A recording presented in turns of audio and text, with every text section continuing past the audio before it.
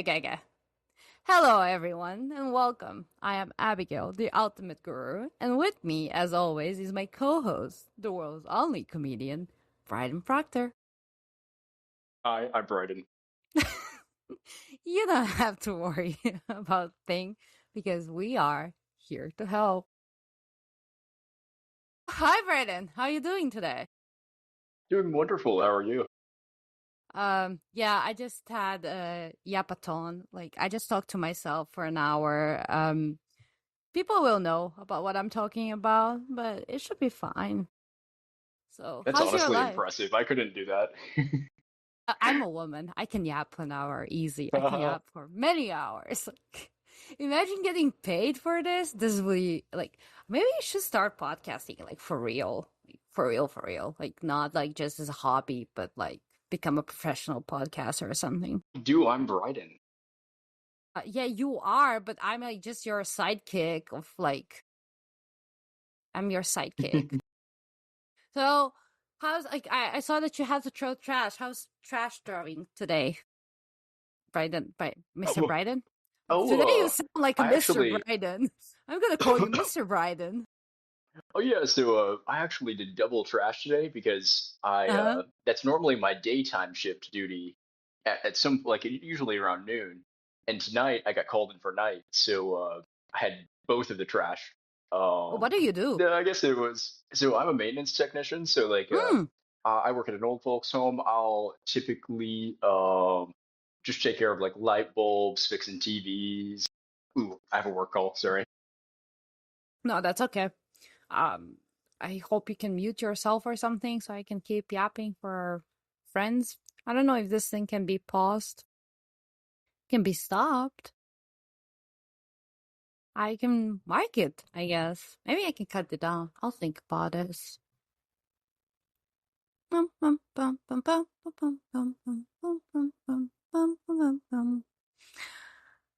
don't know what I just did. I preferred the other one where I could just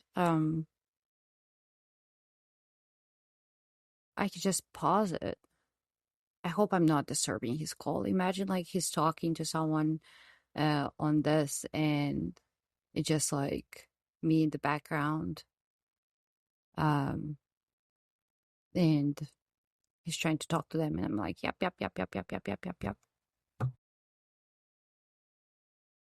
Um anyways, I'm gonna read the same Dear Abbeys.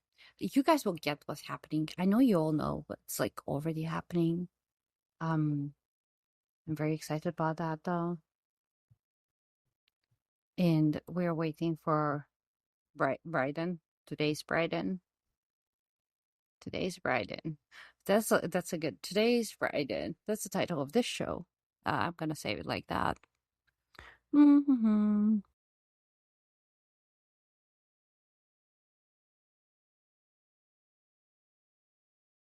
Is there a script? I'm also gonna search like since this show sucks, man. We're going like horrible people in general. I wonder if my friend sent me actual Dear Abby one of these days. I think I heard like she did. Oh no, he left. No, I'm left. I'll have to stop it, I guess. I'm just gonna wait a little bit before like comes back. It's like maybe he will be able to come back instead of like having to leave, or he'll text me. So Bryden got eliminated, and now we have to fill without him again.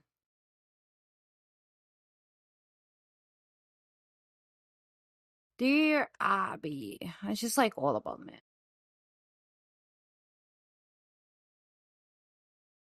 Dear Abby, why do some cats purr loud and others quietly? That's a good question. Oh, we get along well. He's very easygoing, but nothing. I'm just abandoned in the middle of the recording. Oh, Bryden is back, Hello I again. think. Oh, hi, Bryden. I kept recording because I don't know. I didn't know how long you're gonna take. then whatever. I just like I kept trashing you, but you're actually way better Bryden than we generally have. Although Bryden would never take a call during a recording. That's actually probably fake. He probably did in the past. I don't know what I'm even talking about. Anyways, you were talking about your job and then they call you. Maybe we shouldn't be talking about your job. Maybe they might keep calling you or something.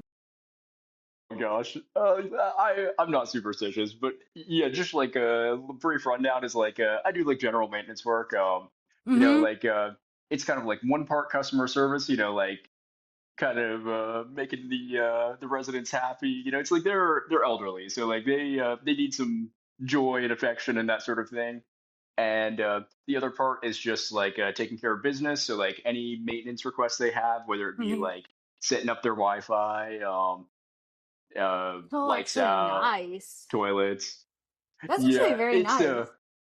I like it a lot. You know, it's like I've worked a bunch of different jobs in the past in a variety of fields, and Uh-huh. I've I've always felt like you know, like the work I did, I just felt like I don't want to do this. I would rather be chilling. I'd rather be leisuring around. And this is a job where it's like, even though I do have that like not enough ambition, it makes up for it in like the genuine wholesome interactions. Like a lot of times my day is made just by like talking to these old folks because like you do a little thing for them and it makes their day. Like they're so grateful and kind and like it's like it's a more kind of I guess like heartfelt level of connection with others. So like that's what makes it all worth it. That's actually very nice. I would do something like that. I think that would make me, although like I prefer working more probably with younger people. I like seeing someone become motivated. So you'd see like when you're working with older people, they're very grateful, but I feel like young people need like this motivational push very often. And I really like working with youth, like generally like teenagers to young adults. I just like it feels so amazing when you see them like and you can feel that they're like, oh, I'm actually going to try. I'm actually going to put effort Heck into yeah. my life. That's like, oh yeah, like I want you to do that. Keep it up. And It like can be I need existential with the old folks. yeah, yeah, yeah. That's You, true. Do you talk to them? Do you know their stories and oh stuff? yeah, Do oh they yeah, they'll tell tell you you about? just on the spot. You know, you go and you do something like you change a light bulb, and you're already hearing their life story sometimes. But they like that, but it's also like kind of important, like that transiency aspect of um Oh yeah. becoming old, right? And everything is passing by and you feel like, okay, the only way I can preserve myself right now is like making myself known to other people. And this is when most of them, like as they get older, they stop caring about the perception and they just want to be like knowing more people. Like they're like wanting to experience life more. We have a really cute neighbor close by. Unfortunately, his wife died like not so long ago. But since then, he's been like going out and getting to meet everyone in the neighborhood, like just casually and very pleasantly too. But I was like, I feel Oh, that's bad for him. sweet. I want to like. I was like, again, like when we make, like whenever we make something, like I made tamales and stuff, and I'm like thinking, okay, we should bring some to him, like it's just Oh like hell yeah. that's like make his life a little bit more flavorful or something. That would be nice. Ah, That's how it used to be with neighbors. Like you would go and you would yes. like go and ask them for eggs or something. And these days, everyone's like dissociated and like living in their own alternate realities. As I feel like a lot of it. I don't know about everywhere else. I feel like in America, a lot has been very accentuated on like property. Americans really think in property a lot. Oh Like yeah. their self identity is tied to the property instead of being tied to the person and emotions, which I mean, I can argue one And is more community. true. Yeah, like yes. And like I can argue one is more correct than the other, but in the end it's just a perspective of life. I just don't feel like it's very appropriate to develop yourself in this world because in the end you'll die. You're not carrying that house or like whatever land with yourself. You're not doing anything. Even your descendants, whatever you have, grandchildren, they'll have that land or they want. Like you cannot guarantee these things. You cannot like preserve. Like it means nothing in the end. Like does it? There is some love to the land that my grandfather left behind, but the most important thing that he left behind is his stories, his character, his kids knowing him, me knowing him, like me knowing where I come from and what values I come from. Although, like, in the end, does that really matter either? Because there will be a point where discontinuity kind of stops, maybe. Like, everything is a gamble. Life is a gamble.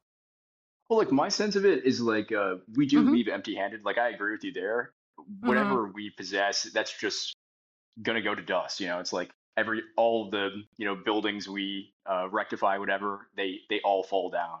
Yes. And but we do take something with us. I think that like that's the principle of life is like if we didn't take anything with us, I don't think we would even enter in the first place. So like there's that kind of connectivity there, and what we take with us is kind of like, as I see it, what really touches our hearts. So like how we are able to grow through life through connections with others and ourselves, and you know, I guess like even material things. Like I think that I guess like it's not something that we necessarily have to like abandon entirely just because it's going to turn to dust. Like we don't have to all be cynical and nihilistic or whatever, but we definitely need a little bit of detachment, I think, because like you know it, it's like a balance. It's like on one hand we've got to like dive into life and be a part of things, and in another sense we have to kind of like not be so stuck on that when we lose it, knowing that let's just suggesting that we are spirits that'll keep on going on after life,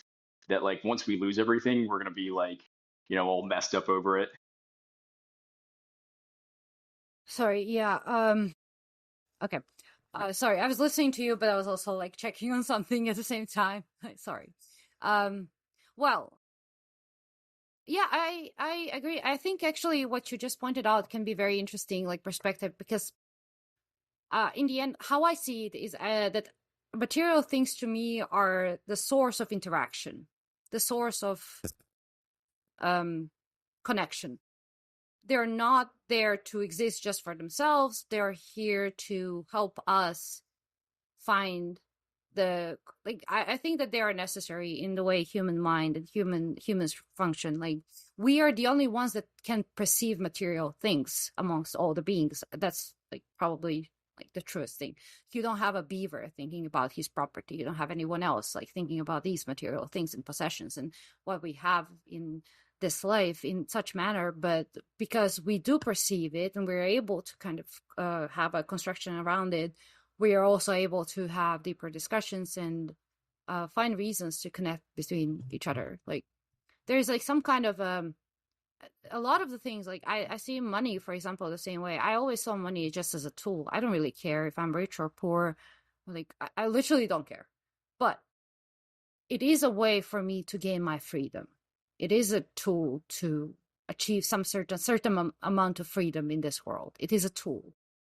So a lot of the things in the world are just tools for us to kind of utilize, and I don't know, like, make connections. What do Oh you think? yeah, I feel that like if we weren't participating in like getting money and stuff, then we wouldn't really be living active lives in many Mm-hmm. ways. It's like some people maybe they find a way to like get around that, but like the act of being productive gets us entangled in so many other people's lives. Whereas if we were just like at home and like not doing anything productive, then Mm-hmm. and it doesn't have to be necessarily like economically productive, but just Mm-hmm. not doing anything at all. And like we'd be like, it's like someone rotting in a bed or something. It's like Yeah. that isn't what life is about. Even if it's difficult or whatever, we have some garbage job. It's like that is giving us experiences and like something to move from, build on. Yeah. Yes. This is like a very interesting point where you said like when we don't have anything to do. This is like very common with when people get old and they're unable to move. This is what kills them in the end. This is what I think too. Like, every time I've seen people, they can live a very long life as long as they're able to do something with something. They're able to use either their brain, their hands, their feet, whatever, to make stuff, even if it's like small and maybe inconsequential, like in the grand scheme of things. It's like something that's pushing them every day to get up, do, and go to bed. As soon as they stop doing this, um, like I know that like a lot of young people kind of dream about just like being at home and watching TV or something. Man, that kills you. Like when Oh you yeah. like, there is no joy in watching TV when you don't have a suffering to come with it. Like I want to watch, like I want to rest only when I work very hard. That's when I can enjoy my rest. Otherwise, it just becomes like some empty, like whatever this is. Like what is happening? Nothing is happening. And maybe like I am choosing that example because you can technically say that watching movies or watching TV or whatever is doing something, but unless you're actively engaging with whatever is in front of you, like actively, like really thinking.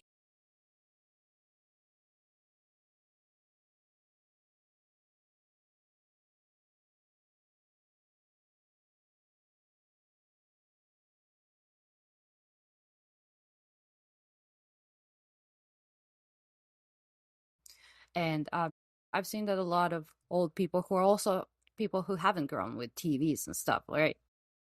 They tend to die very soon after. It's a suffering. It's suffering for them. They want to work. This is like people who really want to work and do stuff and enjoy life to the fullest. I feel that like one thing I've noticed is I feel like even when a person's like life conditions get really diminished, it's like when it gets really tough, Mm-hmm. like something in their spirit keeps them alive. Like that's what I've seen. It's like you could Yes. see a person who's really, really old, like so old, like even with like dementia, like they're crazy old, they have dementia, like they're on Yeah. their last stretch and they're still, like they're not their spirit is not gone. But then you have, and maybe I guess dementia is a pretty extreme example, but like I would give a better example of like someone who's just like 90 or like 95 or whatever. Like they're really, really old and they don't like you look in their eyes and you just see a person who's fully alive. And then you have other people and they're a lot younger Yes. and they don't have that like this the fire of spirit burning inside of them. And you'd be surprised. It's like a person who's like not even that old will like like they'll drop. It's like that one day they're there and then they're gone, and it's wild. And a lot of times people hide it too. It's like they could be in a really spiritually diminished state where they don't even feel comfortable showing other people. Where it's like they might greet you and act like nothing's going on, and then when they're alone, it's like that's not how it is. It doesn't add up, and I guess like. I do think that kind of like keeps us alive. It's like a subtle thing that I guess like changes everything about our vitality. Um, So what do you yeah, think happens to these people? Like when we are talking about young people, and are you able to kind of recognize people who are without like that's the drive? Let's call it the drive, although like it might not be the best thing like word to describe that.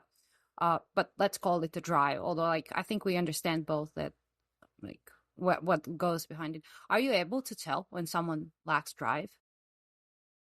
I'd say I'm fairly intuitive. Like, Mm-hmm. I've seen a lot of death. I've seen a lot of like, Yeah, me too. I guess like, yeah, like the kind of end stage of life. And with that, I would say like, I've got a feel for it. I would think. Yeah. Do you think anything can be done about it, or it has to be self-motivated thing? I guess like how I would put this is I think that, like just because people come with Mm-hmm. certain conditioning, it's like we aren't born blank slate, even though like a baby Mm-hmm. is very simple, that it's like in the sense of like the analogy of like the seed is the sprout is the tree. Mm-hmm. It's Mm-hmm. like that baby has this blueprint inside of it Yes. that that kind of points, in my opinion, to a causality that came before its birth. It's like that baby that's not their first time being a baby. That's not their first time being alive. And and I'm so nodding, by the I way. I'm just nodding here. Like, yeah. oh heck yeah. But like I guess like I don't think it's always meant to be resolved. It's like life can be kind of tragic and like it's like we maybe for Hmm. like almost all of us or all of us we're not really meant to figure it out even this time around. It's like we kind of have to sometimes just like learn a lesson, like face difficult truths. And I guess like part of that is just recognizing maybe like that we're in an intermediate state. Like, it's like especially looking at other people around us, Hmm. it's like a lot of people, they are so stuck in their ways and maybe in some ways even like crippled. You think of someone who has like personality disorders, like really intense ones. It's Hmm. like a person who say like dark triad, they may cause a lot of harm in their life and they're kind of helpless to it. Like, in some respect, they still have free will, but like their free will is so conditioned by the way their psychology operates that a lot of them, like, unless they have some juridical, like really legalistic way of approaching their conduct, their ways of engaging with others, just forcing themselves to be going against the grain, they'll stay in Hmm. their ways their whole life. And, in the end, I figure like they don't just get an excuse for that. It's like they kind of reap what they sow. And in a way, like we're all kind of bound to that. It's like we're just doing our best. And at the end of the day, we can't like have a perfect, it's not like black and white where it's like, this is the right way to do things, this is the wrong way to do things, and you just know better and do better right now. It's more so just like gradual, it's like what can I do next? And then if I did the wrong thing, like how can I like redirect from there? Yeah. And without ever having that, clear recognition of like, okay, well, I got it all right now. It's like now I'm just living a clean life. Um, that's how I think it is. It's like it's all kind of maybe different shades of gray. But yeah, I agree. I am very this is my main prerogative in life. I think it's just like being very understanding of people, and then when someone does really shitty things in life, I guess I'm just like there's a background to it usually. I don't think that most people stream towards doing harm to others even when they're conditioned to it, right? Like you say, I don't think that they're personally like that free will, as you say, like that exists and they're like just thinking every day, how can I harm someone? It usually, in my experience, it is usually a reactionary thing. So when people, and they react like animals in a way, like if they feel in some type, like some type of like they feel in danger, they feel like they're in danger in that moment. It is a very like vague term, but let's say like someone new appears in their life and they're way more ahead in life, they're in some way, or they're perceive it like that, they're prettier, they're more rich or something. Their immediate reaction becomes like trying to stop them in that, or trying to damage their life, or like trying to do something negative about this person. But it doesn't come from a sheer will to do evil, it comes from this preconditioned kind of environment. And while I agree that there is like some conditions that exist in life, a lot of it can be solved with proper parenting, or like it doesn't have to be just your parents, it's just like that development in life can set you straight. The DNA tells a lot about the person, but in the end, like how that DNA will develop in life is very conditioned by the environment it exists in. So if this person was constantly in danger and it was the only way they can kind of feel any kind of success in their life, this is going to be their reaction even in their adulthood. And it will take a lot out of them to recognize that this is a faulty thing and then also to correct it. You can also like be able to recognize what I'm doing is not right, but I cannot stop doing it. There's a lot of willpower that goes into that, I would say.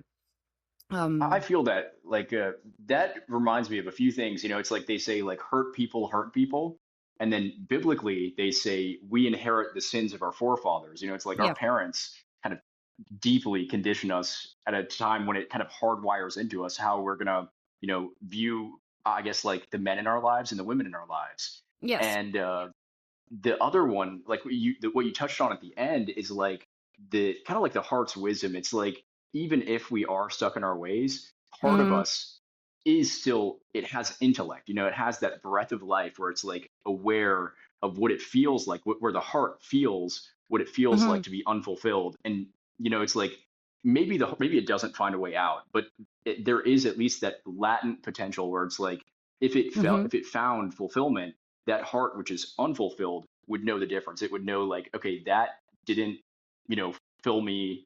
That didn't make me what I wanted to be. That wasn't like a refuge Mhm. for me. but this now, this novel thing, that is, that makes it worth, like fighting to go against the grain, to do something different. Yeah, you mentioned also something about heart in the Discord the other day, I think, about heart being the center of so something like center of the human or some way. It's not the brain like doing this as a Oh heart. yeah. What was that about? So like I guess like how I would put it is like we have maybe like a part of us that kind of like reifies reality. What I mean is like it takes the world around us and creates a convenient model. And it thinks like, okay, if I just improve this model enough, then I'll have navigated the world. I'll have my operating system or whatever to just Hmm. have it figured out. And that isn't something that we can just abandon. It's like that does have a practical value. I guess like the kind of the way that the heart kind of contrasts from maybe what we might strictly call the Hmm. mind there, or the abstract mind, is that the heart is it's feeling based. I guess like I would say like intuition operates at this heart level. Hmm. Intuition often is help like it helps to have this kind of like structure that the mind brings to navigate things. Like we can't operate blind, deaf, etc., and still Yeah. get through the world very easily. But nonetheless, I guess like the the heart opens up a lot of like it kind of expands the horizon. That's how I would see it. It's like the model can't become that advanced if the heart isn't allowed to kind of flow through it, if the intuition isn't allowed to Hmm. leap to other things. And that's where I would say like I guess like the heart is more powerful. That's where we start kind of like maybe I guess like bending the rules, where we can like operate outside of what kind of we're working with right in front of us right now. Okay, but why do you base it in heart? Why do you think the heart is this? Like the heart is this? Why you perceive it as heart? Like what is There's a why few heart? different reasons. Mm-hmm. So okay, so on one hand, I do see a very strict kind of like, I guess, like dichotomy, where on one hand, you have like kind of like the animistic side of a human being. Like humans in ancient times, they didn't have all this complex language to express themselves and to conceptualize the world. They were living like an existence more as a spirit, as just raw intellect. And hmm? Yeah, I'm oh, just and saying. Yeah. okay, and let's see. So that's on one hand. It's like it's only until more modern times that we even have these devices to think in abstract terms and to let that be part of our way of navigating the world. And on the other hand, I think it has a more like esoteric or subtle side to it, where early on in like I guess like my spiritual life, I joined this group. I was on this website called Quora where they answer questions, and I Yeah, found this I guy on there. remember Cora. Maybe I read your stuff. Oh heck yeah! But I found this guy, and he was, I guess, like saying super profound stuff. Like it really inspired me. And he was part of something called the like heartfulness, or the it's based in a yoga lineage. Okay. And uh and so the idea, and I learned this from like kind of like joining his Zoom calls that he would do, um that he kind of linked to his Quora profile, Mm. that this lineage is like, the idea is that it's based in the yogi Patanjali, who founded the six limbs of yoga. And uh and so basically like it has this rich tradition of like the ideas like masters, where it's like Patanjali is incarnating as these masters in this tradition in a line going all the way to the modern day. And I guess like one thing that this mentor of mine, or he doesn't like to be called a mentor, he prefers to be called a guide. One thing that Guy. this guide, yeah, Just this guide taught me is that I asked him a question one day about like what kind of, I guess, like profound experiences he's had. And I think I said something about like past lives. Like, have you seen past lives or anything like that? And and maybe he was talking about it, and I just asked like what it was like. I think that was the context. And he said that he was in like a contemplative concentration, and that at his heart center, which is like in that tradition, it's like a point on your chest, so like on the chest bone, where there's like a flat part in the middle, kind of like where you hit that. It's like a bony part of your chest that just has a little bit of skin over it. yeah, That's kind the of like the sternum. location of That's called the sternum. Yeah. the sternum. Thank you. Yeah. Um, at that location, you have your heart center according Hmm. to them. And this heart center can kind of like connect to this energetic body. It's like basically where like your heart connects out into the rest of the world.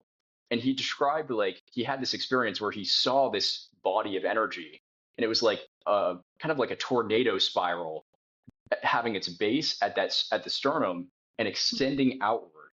And he said that each like along this spiral, it was like a line, but it wasn't like a, I guess like a closed line. It wasn't like a line that was like drawn out. Rather, it was like a bunch of points of light, like golden light, kind of making up this spiral shape. And all of these little nodes were like things he could tap into. So like he would go into one node and he would experience a life that was associated with like that particular part in his kind of like, I guess like trace as a being. And he was able to see like, one after the other. And he said it was the same lives. It wasn't like his imagination was taking over where it was like some totally, like random nonsense. Rather, it was a consistent experience. Every single one had its own kind of like timeline, and it had its own events. And he said that he could trace it back, like he could basically go like towards the end of the spiral where it was like way far out lives, and also towards his like immediate past life, like his immediate past life, the life before that, and it was like one by one. And I think that like for like the abstract mind, if someone hears that, they they just wouldn't be able to model it. It's like what how could have like how could anyone have a reference point for something like that? Like I think that kind of like I guess like cues towards or hints at the heart's real wisdom, which is it it ties to the world in a way that would be hard to really, I guess, like notice. It's like this is a subtle thing that he just experienced in a state of psychology that also connected like causally. It's like a structure that's literally just there to be navigated over and over again. And and I guess like that was something I considered incredibly profound. It's like if there is any like true intellect, it's like they talk about like the intellect being part of God. It's Hmm. not that the intellect is really something that exists in the abstract. It's something that God gives us. Yeah. If that's in anything, there's a clear example of like, yeah, that's intellect. Like that's the mind navigating a much broader reality, and it's mind directed. It's like he's choosing to enter upon that. And there are conditions to that. It's like not everyone can just go and do that. But nonetheless, like it's there, and presumably every single person has this structure in them. So I guess like I think that it's like in one way the heart is kind of like a way in which we connect physically to the world around us. It's like it, it's uh it's something that I guess like directly taps us in, and it's revelatory. It's like it reveals things that we didn't perhaps consciously know about. That's how I would look at it. Yeah, there's a lot of information within this. Like you said a lot, but also like kind of everything is connected, so that's fine. Like I'm very, very happy with how you kind of approach this. It just like opens so many lines. Like, wow, okay, this is like something you can discuss for like 5 hours without stop, and then still being like just scratching the surface, kind of. It's like a very interesting thing, and it's like thinking about something well, like for example, when you mentioned intellect, that's like something actually that led me to secure my faith in a way. I don't know how to explain it better than that. But there's like just some kind of revelation inside my mind in a way where it just started making sense. But I still think that verbally I'm not able to express. Like, you know how you come across people who are on this edge about God, and they're like kind of constantly running away from this idea of believing in God, and then also like at the same time pulling towards it. They're like, no, no, no, no, no, I don't, but I also like kind of want to. I want you to convince me that this is a real thing, right? But Hmm. I don't think you can debate someone into understanding God. I don't think it's a very complicated concept to understand. If you open your mind, you have to open your mind. You literally have to open everything, like just for a second, like just take a minute and give yourself a moment where you will actually expose yourself to understanding this, because unfortunately, what we came to understand and why we debate this is because people are constantly talking about this old man sitting up there somewhere in the sky and deciding what's going on. That's kind of a perception that I see a lot of people see or have about God, especially those who are very reluctant to kind of accept him. Although they want to, like I said, it is like they want to, like just tell me what it is. Like just show me what it is, but I cannot grasp it, right? And I've just like yeah, my experience was very much like I grew up very like just surrounded by Eastern Orthodoxy. I grew up in a country that's Eastern Orthodox and everything, and that was like part of my life. I feel like as a child I had a very deep connection to it, very naive, pure.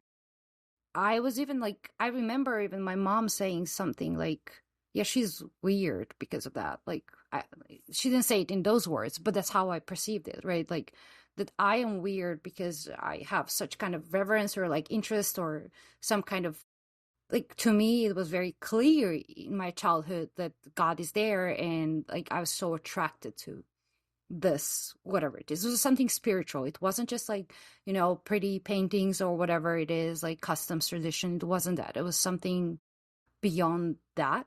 And then comes an era of my life where my brain starts like kind of brain chemistry, I guess, something. It changes.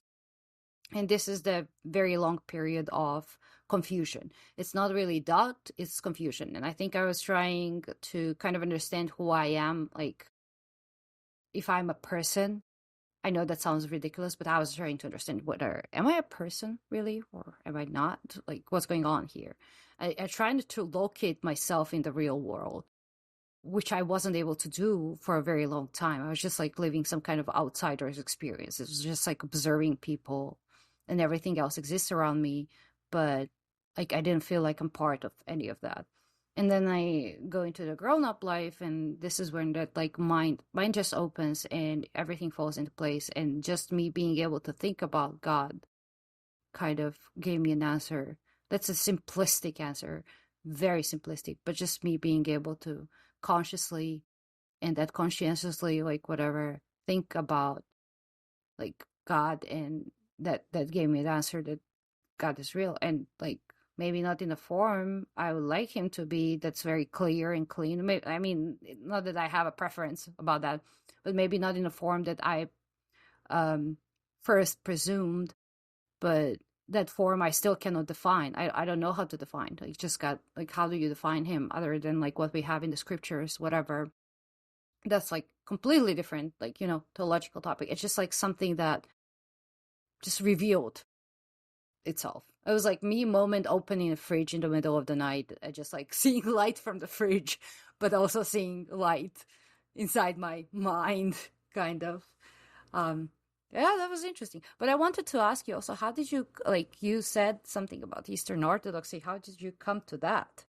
Or are you, Oh, yeah. I want to. Okay, I'm going to answer that, and I also wanted to make a quick comment on what you said Yeah, there. I sure. think that's beautiful the way you put that. It captures like the essence of, I think, the journey of life, where Mm-hmm. they say that to enter upon heaven, when we enter upon it, we will be like children, and I think like that captures where it's like as children we have this natural connection to say like just peacefulness. It's like Mm-hmm. everyone has this kind of like, or most people have this sense of nostalgia towards being a child where it's like there's just this ease that comes along with it that we want for once we're adults. And it, like as I see it, it's kind of like the journey that we make is of finding our way back to youthfulness as we're going further from it. It's like we're not any we may be like old as can be, but Yeah. we're old in a way that isn't bogged down by the things that we kind of picked up along with our life. And I'd say like that's like a mark of purity and wisdom. But you were asking like about Yeah. me inquiring into Eastern Orthodoxy. So I guess like it came through like for the longest time I was like very, very devoutly Buddhist. Like I was convinced that my life path was to become a monastic, and not just to become a monastic, to follow in the way of the teacher that I follow. He Yeah. was uh, he was really strict on the monastic rules. Like these days, monks they don't do that. It's like to practice those archaic ways of like following all the rules and just maintaining like a complete innocence. It's like the idea is like if you really mess up, it can't be too big of a mess up. Like it can't be where you're just flagrantly defying the rules. It's like a mess up where you're doing something modest and confessing for it. Like there's never any like kind of guilt allowed into your heart in a profound sense. Mm-hmm. And and part of that also like is that he went from being a monastic for 5 years, and then at that minimum point of 5 years when he's allowed to do this, he requested from the abbot of the monastery that he wanted to go off and to go into the wilderness, like live the solitary life. And the idea there is like a monk goes off into a cave or in under a tree, into like onto a mountain that's within walking distance of a village, and they live alone there. And then Mm-hmm. every morning they come back and they get food, and then they go right back. And I guess like this is taught in some of the most archaic Buddhist texts, so it's got its precedence. And I was convinced like that's the highest way to live life. Like that's what I need to do. And I felt like I was so blessed to have had the various experiences I'd had that I just needed to do that. Even if it was difficult, I needed to find a way to do it. And I guess like last year I was like about to go through with that. I had decided like I'm going to become a monk, and I bought all the supplies that I needed to kind of like accommodate that. And I had gotten my passport to go go overseas, Far and away. you have to go far away. And I guess like without going too much into too much detail, like Yeah. various life events kind of hit me that Mm-hmm. completely threw me off that course. And it got to a point where it was like I kind of reckoned with like basically the reality of like that exists for preparation for death. So if I go this early in my life, like I'm only 25 right now, if Oh I wow, you're go as young. I oh don't know why yeah. I thought you were like closer to my age or something. This is the youngest. No, this is not the youngest Bryden, but one of the young Brydens we had. Oh heck yeah. But like I guess like as a 25-year-old, if I go off and do this, I have to do this until I'm old. It's like Yes. the Buddhist teacher I follow, like he didn't do that. He eventually reached a point where he had kind of like just stopped making progress, and he decided like he didn't want to just, you know, kind of like get waste away. He decided to just move back and like figure out something else.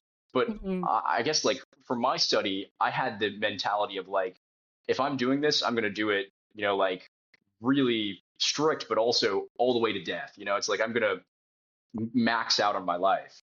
And I realized like that could be a long time. It's like I could be doing this for over 50 years. And at the end there, my body's gonna be breaking down and the life isn't gonna get any easier. It's like meditating for say like 10, 12 hours a day, maybe 14 hours, sleeping very little, eating only once a day, eating whatever's given. It's like it could be low nutrition, like really just like a decline of health, decline of energy levels and stuff, and still going like basically all of that is cumulative. It's like no matter how amazing I do at the beginning, I have to make that last all the way, and I've got to die with it. Like I've got to be out in the woods and like die in this body while doing this, Yeah, and die in an exalted state.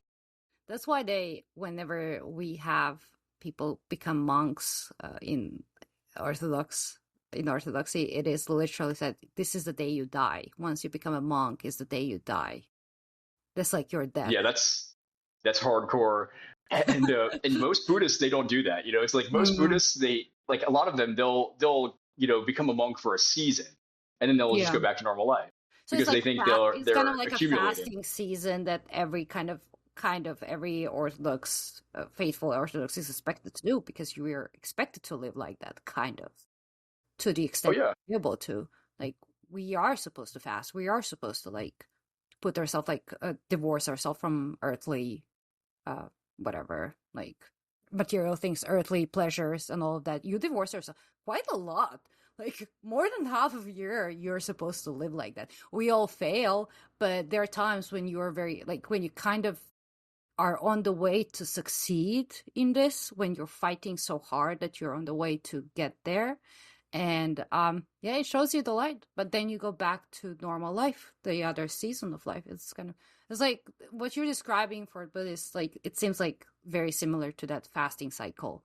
Like once you're Oh done yeah. with it, you kind of like, you don't really revert back, but you go into life with new knowledge and new experience, new suffering to carry and understand better, I would say. I think that's like a healthier attitude that I think the Eastern Orthodox has that a Mm-hmm. lot of Buddhists don't have. Like Buddhists have this hubris that they have like, you know, basically the best teacher ever. They have the Buddha. And they like with this, most Buddhists, like really like a vast majority of them, they have this hubris about it where it's like they tokenize what they're doing. It's like this is going to have a Achievement. quantitative value, exactly, an Um, achievement, and not a qualitative value, but a quantitative value. And that I think is a really unhealthy attitude to have. And the Eastern Orthodoxy, I think like with their monks dying the day they become monks, like just knowing like they're going all the way with this. yeah. That's It's a huge. And then calling. all It has to be very, like, it is very hard to become a monk. You have to oh also yeah. beg for it as well. Like, you basically beg for it, kind of. Like, you cannot just, like, drop it down and be like, oh, I'm a monk now. No, you have to, like, kind of deserve that place. At least that's, like, what it should be. Maybe there's, like, practical examples where this doesn't happen and you would have, like, monks tricking other people to stay. Like, you should stay. But yeah, that's not how it really works. Like it is about your soul, and you giving away your soul for the humanity in that moment is a very big deal and deserves a lot of respect. A lot of young people tend to run away into monasticism because it seems like it solves all the problems. Like it is very interesting how you like thought, maybe because you came from a Buddhist perspective into that, like you kind of like saw it, okay, this is like something, this is like how you saw it, you want to go all the way, this is what I'm going to do till the day I die, or for a very, very long time. However, like I see a lot of young people who come to orthodoxy that are romanticizing monastic life just because everything is solved. You have a schedule that helps you kind of um like direct your life. You're able to find, like, okay, this is what I'm going to be doing every single day till the day I die. So young people tend to, in today's world, whenever they're scared, they want that predictability. I don't think it's that different. Like their mindset is not that different from looking at zodiac or anything else that kind of helps them predict the future, because they want that stability that comes with it. But then, of course, that's not the point of it. And also, like, the point ends up being in growing as well, and kind of humbling yourself, constantly working on humbling yourself and going below. They underestimate how hard that is. It is Oh very yeah. hard to sacrifice your whole life. It's sometimes hard. Like, life is hard. First of all, life is hard. Like, some people maybe have it easy, but they also have it hard. It is hard. You can pretend it's not. You can, like, you can be grateful for hardships in life. That's a good mindset. That doesn't mean life is not hard. And in every form, I think in every form I've seen so far, life has been hard for everyone I've known in this life. And but also, like, not at the same time. It's full of, like, beautiful things that you're grateful for, and that show it worth living. Like, yes, I had to suffer a lot, but I also got to experience all of these wonderful things. And even for people who do not experience, like, when we compare each other, right, and we are thinking, okay, this person is experiencing only suffering, kind of, like, materially this is just suffering, but you don't know what is happening inside their soul. Maybe they're experiencing something that is completely out of this world that we cannot even comprehend. Oh yeah. They say that the prayers of the saints are Mm-hmm. kind of like something that lifts up all of humanity. Like it's like Mm-hmm. for the saints to be engaging in their contemplation, that empowers all of our prayers to you know have the power that we find in it. And I think that that's something that I think is like a beautiful way to kind of like think about the price they pay for that. In that, like, I think that a lot of Orthodox people, they're drawn to Orthodoxy maybe by rushing into it. Like that was one thing that really drew me in, was that it Okay, kind you of rush into appealed. it. Yeah, it appealed to me at that like severe level of like, I guess like I was reading the Desert Fathers with this reading group, and I was kind of like amazed at how serious they were about their monasticism. Like these are people who really took this stuff seriously, and I guess like it makes, I think the maturation of that, it has its value. It's like to rush into things like that. It kind of like, I guess like, can be very humbling, because when you really realize the price they pay for us to have effective prayers, for like us to have what we have, is massive. It's not something that everyone can do. That really brings, I think, like a grounded value to lay life, like to not being a monastic. It's like, okay, there's something I can do to live a good life without having to do that. And if I can, like, sacrifice myself, die to the world like they do, even if it's not in the way they do, then that is going to be my path to the deathless. Like, me having a tame heart rather than letting my heart run wild, that's what's going to let it really continue to live on, to enter into heaven. But there is this path where it's like, this is where, like what you were talking about, Mhm. like everyone has this adversity in life. It's like, if we really think about like what's on the line with life, if we don't end up taming our hearts, that there's death. There really is death. And so, like, that's, it's like, even if a person doesn't realize it, it's like, what, like, if they could just have a glimpse of what is at stake, then they would probably realize, like, that life they thought was, happy go lucky, is a lot like the life of the monastic. It's like they have a cross to carry. And and so, like, whether we're monastics or not, like, life is hard. But And that makes something like, it's like, I guess the one major issue I see in Buddhism is that you'll find so many people who profess Buddhism, and they claim to have, like, just like fully committed to it and whatnot, or mhm. maybe not fully committed, but they claim to know all this stuff about it, whatever. And at the end of the day, so few of them actually practice the lay teachings the Buddha gave. And they're simple. It's like the Buddha taught, like, you take five precepts, and then at the very minimum, if just take five precepts, and then four times a month on the new moon day, the first quarter moon, second quarter moon, and full moon day, you take eight precepts. And so like the five precepts, super basic. Like you almost don't, you barely even have to like put in any effort to not, you know, to not break them. They really are really easy for lay people. But those Like eight what? precepts they Like I demand. don't even know what they are. Like I'm so undereducated to Buddhism here. So Oh yeah, like like I'll what? list them out. So the five precepts, I'm just gonna pull it up so I don't get this wrong at all. It's It's okay. abstaining Yeah. from killing. So like basically killing living creatures. It doesn't mean eating meat, but like if you were like the person who is the Mhm. butcher of the meat, if So you're a not person kill who's living yeah, thing. just yeah, don't intentionally step on insects, things like that. Then Hmm. no stealing, no Hmm. sexual misconduct. And sexual misconduct would be like if you hurt someone through sexuality, like it would be like forced sex with someone who's like really, yeah, like forced sex in like a non-consensual way. Hmm. Um, it would be like I guess like you could maybe extend it to something like pornography and masturbation. Yeah. Like I mean, those would yeah, like maybe I guess be Buddha wasn't thinking about that when he was talking about it. yeah. But you have to think In the to like, modern times, we could think yeah. about it that way, perhaps. But yeah, he didn't have that in mind. But just not being harmful through our sexuality. It's like if Hmm. we have a say like a committed partner and we're trying to procreate, that is absolutely fine. Yeah. Um, and even in the modern day, I would say like this sexual misconduct wouldn't even go so far as to have like too much sex. Like if you were a person who, let's say like a guy with a vasectomy, like he could have sex with his wife a lot. And that really isn't like, maybe there's a value in mutual chastity where like a couple decides like they're going to, get closer to God together.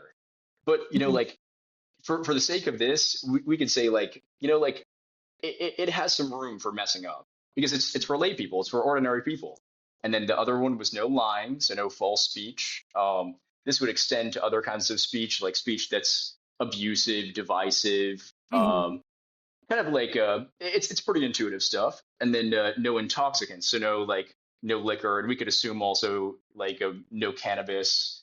Yeah. Um, Maybe that's a little bit debatable on the cannabis, but I would say no cannabis, no liquor, no Anything hard that can mess drugs. up, I guess, with your mind, that would probably be no. Exactly. Yeah. And then so that's all pretty straightforward. Like Hmm. anyone if they apply themselves at a basic level can do that. But then you have the eight precepts, and this is something that a lot of Buddhists they don't even really practice the five precepts. But then when you get to the eight precepts, it just adds three more, and this is only so basically like this is only four times a month that they have to do this. It's to not eat after noon. So the idea is like from the Yeah, sunset of the fasting. day Okay. before. Yeah, you would fast all night from starting at sunset, and then in the morning you could eat even two meals. Like you could eat, one So just like you like eat don't breakfast. eat for a night. Exactly. Yeah, so you get Okay. breakfast, you get like an early lunch, and then you just fast until sunset again. It's not a long fast, Hmm. and then no entertainment or adornment. So you're not entertaining yourself with like the examples given are dancing, singing, music Hmm. shows, garlands, perfumes, and makeup. So like you would avoid using like scented deodorant. You would avoid using scented shampoo and stuff, and you wouldn't wear like jewelry. And Okay. Yeah. for the modern day, we could assume like you wouldn't be on TikTok or anything like that. Yeah. And then the last is just no luxurious seats or beds. So you're not sitting in any cushioned furniture for the whole day, and you're not laying down on your bed at night. You might lay down on like a thin I yoga do this. mat. I do this for fun, like all these steps. That's It's impressive. like That's impressive. it's like no, no, like well, of course, like I'm a human being, so I fail very often. Like my biggest challenge and my biggest like sin to that I deal with is like lying. It is a very that doesn't mean I just go around and lie. It is a very difficult thing to overcome because you're constantly Oh yeah. balancing hurting people and not hurting people, and this is like it is also something that you learn. You have to learn how not to lie. It's not something that you just can like, okay, I'm just going to tell the truth all the time because like not everything is just about telling the straight out truth. This is also about um, valuing people. And the goal would be perfect. Like the real goal would be for my heart to become so pure that I cannot hurt anyone with my words, so that I cannot perceive something hurtful about a person when I say it. Right. Like I was giving an example to a friend very recently about that. Like, let's say you see a person that is objectively, so we are talking objectively, calling, simplifying it ugly. And they ask me, do you think I'm ugly? And I know that if I say, yes, I do think you're ugly, or like, I think you're objectively ugly, right? That this is going to hurt them in some way. Doesn't, like, this is a very simplistic answer. Like, I'm just like giving an example, but there I am, and my heart should be pure to that level that I observe all people as beautiful because they're all made in God's image. And this is like where I should focus myself. Like that's what my true growth would be. But for now, it is just like a mental exercise where I have to find a way not to hurt a person with words, and like Oh yeah. to like that's a mental and also exercise for heart. Because like if your heart really thinks no one is ugly, then like I just like again, just example, then you're on a good path. Then you're on a good path, I would say. And if you can perceive the world in such way. So like lying is like my thing, but I think that other things like sitting on the floor, I guess floor is okay, and like sleeping on the floor. I slept on the floor so many times in my life. I love it. Or like I don't know what is that, like not enjoying anything. Yeah, like I love that, all of that. I don't know whether entertainment would be considered like sitting on the porch and just staring into the void, where like maybe Not at all. birds are entertainment or something. They come, I see them, but I think that's like also like a beautiful thing of life. Like you have to sometimes pause and observe the world around you, because so many things are happening at the same time. You go outside, exactly there, sit on that porch, and you will see so many little creatures, little leaves, everything existing around you. Like everything actually is existing around you, and we miss it because we are so focused on ourselves. And I sound like a typical hippie millennial saying that, but it is true. Like I remember this one time, I'm gonna be too long, but like I was really sad about something in my life. I couldn't figure out like how to deal with some emotional issues, right? Like, um, and I just went outside and I sit in a park and I sat on the ground and I see like these little ants, and they were just like, it was very windy, and they were all fighting to get some crumbs, and one of them flew away. And because the wind was so strong and I wasn't able to save him, and that crushed me. And I saw this other ant searching for him, and like that was so sad. That was so sad. But it was also, Oh, it was like, oh pobre. But like at the same time, like you understand how many times this happens every single day all around the world. And even if you observe just people, like so many times someone says something nice and someone says something bad, and so many people are born at the same time. So like we are experiencing constant happiness in this world, but we're just like so consumed with our own lives, what's going on right in front of us, that we sometimes forget that we are a part of this world and everything else is happening and existing around us at the same time. that kind of plays out inside of us too. Like how, I guess like how I see that connecting to what you said earlier is like you gave a very practical example Yeah. earlier about like how difficult it is to like navigate around the like having restraint. It's like I guess we can tell ourselves like we want to live this particular way, Mm, and it's like the chaos of the world, or it kind of plays out through us. It's like we could say like I'm going to follow these rules, and mm. then when it comes down to it, it's like like just like the ant being blown away and being unable to stop it. It's like we mess up, we go into transgression. And I guess like I am kind of critical of like many Buddhists who don't even try to have this kind of restraint. And I think it is really noble to like that's one of the few things we can do to really like I guess like grow in our heart, is to I guess like savor those little things where it's like you know not just getting caught up in like entertainment, not getting caught up in luxury and things like that, to be able to appreciate like that's not what makes life worthwhile. Like we're not going to remember if we, like watched every single episode of some TV show. Mm.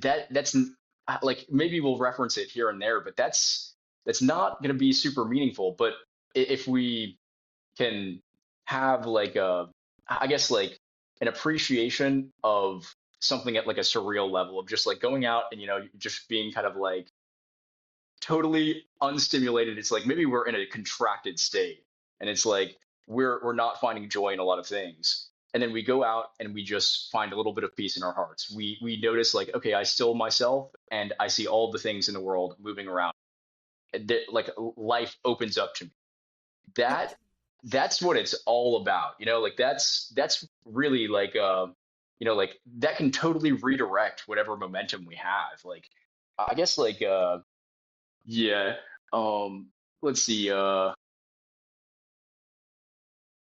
Yeah, I think that's really impressive that you like are able to savor these things at such an intuitive level that without even necessarily like, being exposed to like these Buddhist rules, like it sounds like you've pretty much followed like all of these in various ways.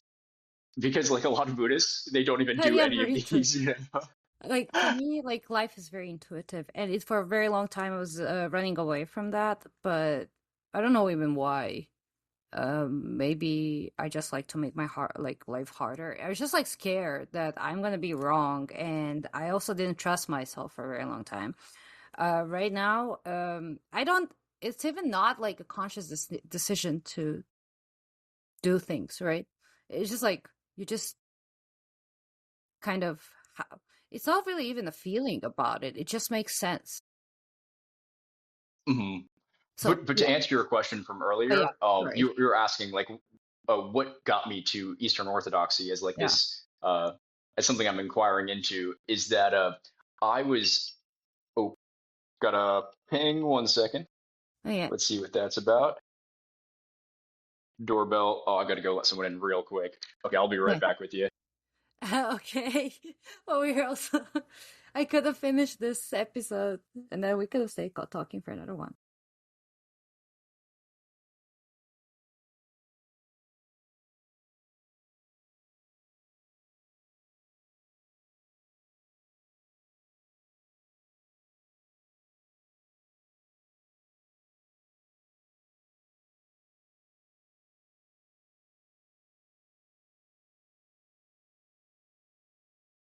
And why am I even being silent? I could talk about everything.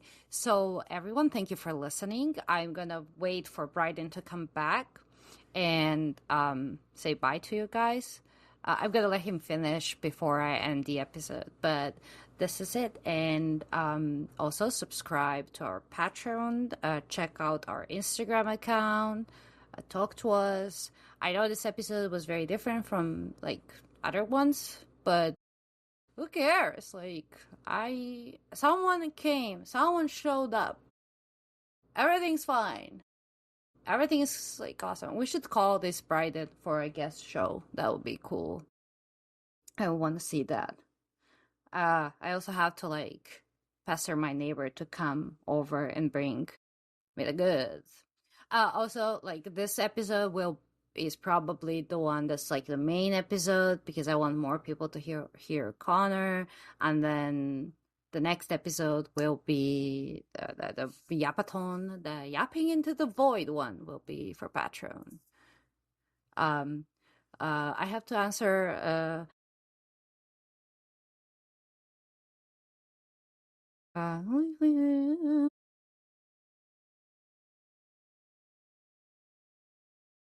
Da-da-dum. So now we're waiting for Bryden to come back so he can finish his sentence and then we can end this. And yay! This was weird, but it was last minute, so I hope you guys enjoyed anyways. Um and I have no idea how this is going to turn out. But we are here to help. What else do we have? Yeah, Discord. Join our Discord. You can meet amazing, interesting people around here. and we'll be there. We're here to help. We didn't really help many people, but everyone has their Abby's answered in the Yapathon episode, so be there, okay? Like, don't skip it. We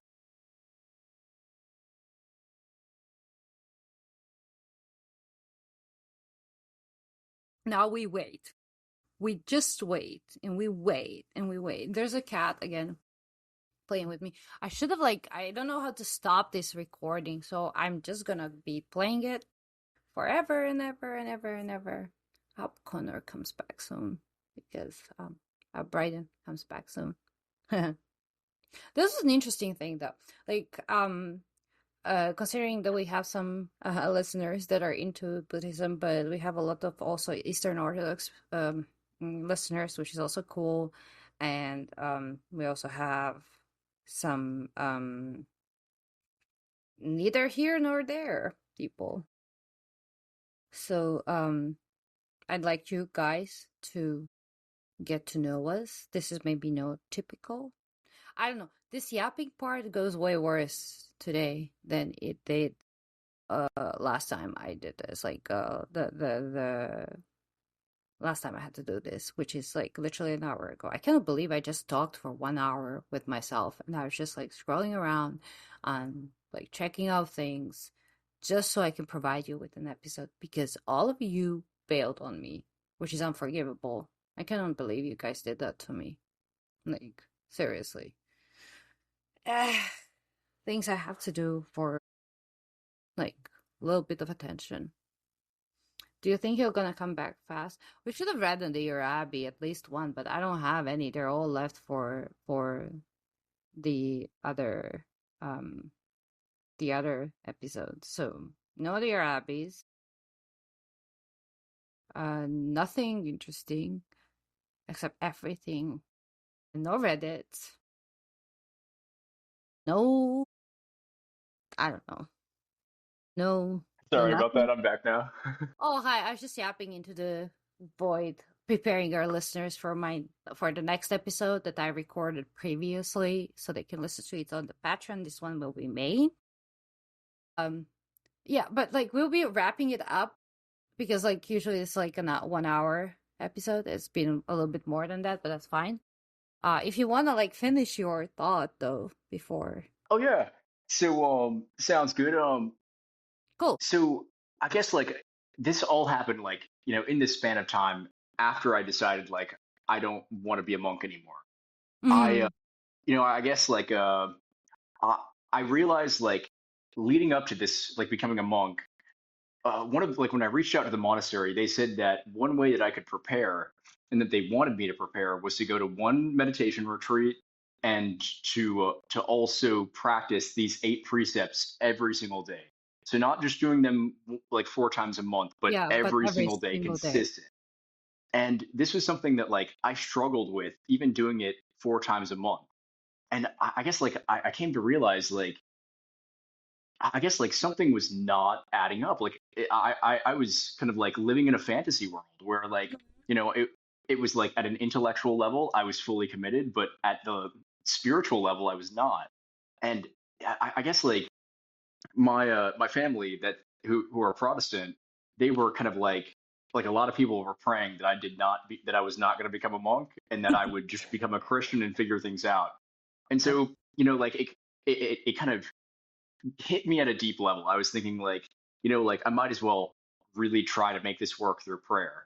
And so like I prayed to God I prayed like, you know, can you help me with this? Like there were many prayers. It wasn't just like one wording, but basically like I prayed, like I've got all of these issues. Or do you have the power to, like yeah. help me to overcome this through myself? I guess like I I don't want to get it necessarily on the podcast. I don't want to say all of the stuff I was going through, but let's just say like there were some serious issues. Like I was kind of behaving like a degenerate, and and and one thing that I prayed for, so it's like I was praying to no longer be a degenerate, just to have a glimpse of Yeah, like that's like that's the way to word it. God, please stop it from being a degenerate. Thank you. No, no, no, It was that's fair. like That's it fair. was like, can you help me glimpse like like a refuge from that? And then Hmm. also like this was a lofty prayer, but I prayed to God like, can you give me the goal I was looking for? Can you like even without me being a monk, can you make me enlightened? And Uh-huh. and this was a powerful thing. Is uh, like for a 20-day period, I was I had to like overcome all these vices. It's like I got to a point where the only vice that I had was the leftover nicotine, where I started using a patch, and and so like I was doing real good, and I got to a point even where I like this is kind of like this tells a lot about me, but like I really struggled with like kind of lust in the past, Hmm. and during this period I got to a point where I didn't feel that I could even have a wife anymore. Like I didn't feel like I could, you know, live my Um, life because lust had been so destroyed within me.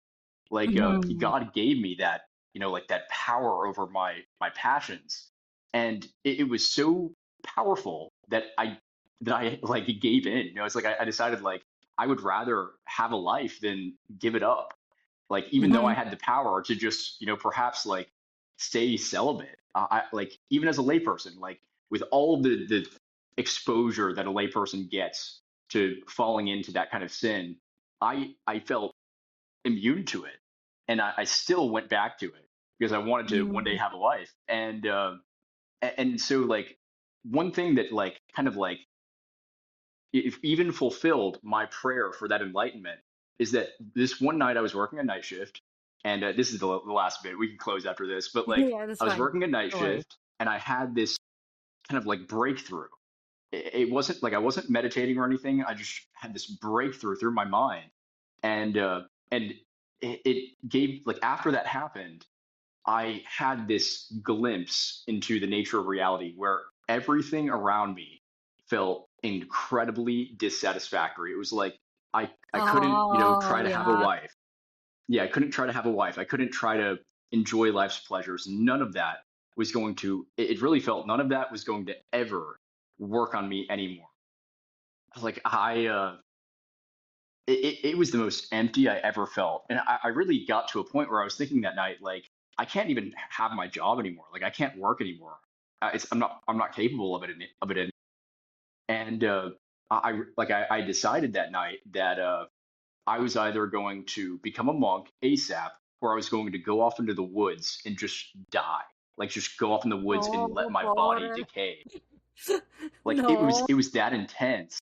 And I realized like that's like what kind of inspired people like the Buddha to go and live in the wilderness. Like that's the mindset of like an enlightened person. And these days nobody like they just try to heal that. It's like the idea that a lot of secular Buddhists have is they're going to get to that level of realization where they just realize the dissatisfactoriness of things, and then they're going to heal that. They're going to make themselves feel better without ever going into monastic life, without giving up any of their, degeneracy. They're just gonna, like work around it. But I guess like I was given this glimpse of like it's not about working around it. It's like that's kind of what it's about. And I realized like that's not what I'm about. It's like that's heavier than I was ready for. But I really feel like that was, like in short order after that prayer. It's like God gave me that. It's like I wanted to know what it was all about, and He showed me.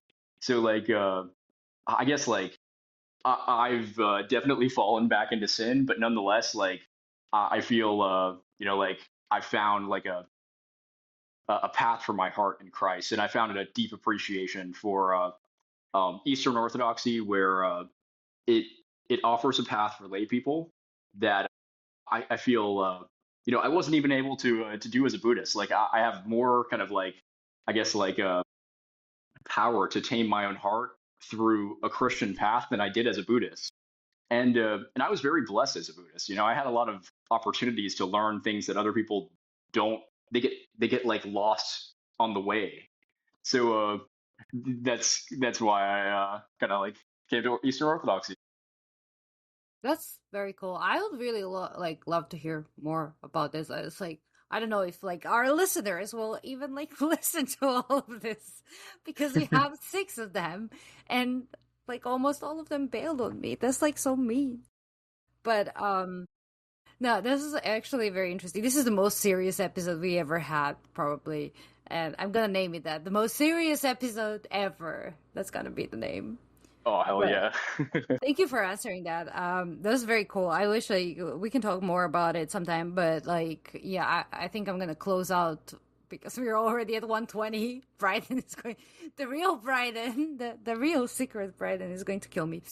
Um so yeah, I'll be closing out. Like thank you everyone for listening. And we I hope we helped you. We didn't read even any Dear Abbeys today. But you have them all. I talked about this while he was away. Like you have all the Dear Abby's answer to in the Yapaton. So just go there. Like wait till Monday. This episode is just like for like very very appreciated. Thank you so much, Bryden. That's 25 and sounds like a man. And is the real Bryden. And is the real Bryden. Oh, say bye. Bye. Bye. Okay.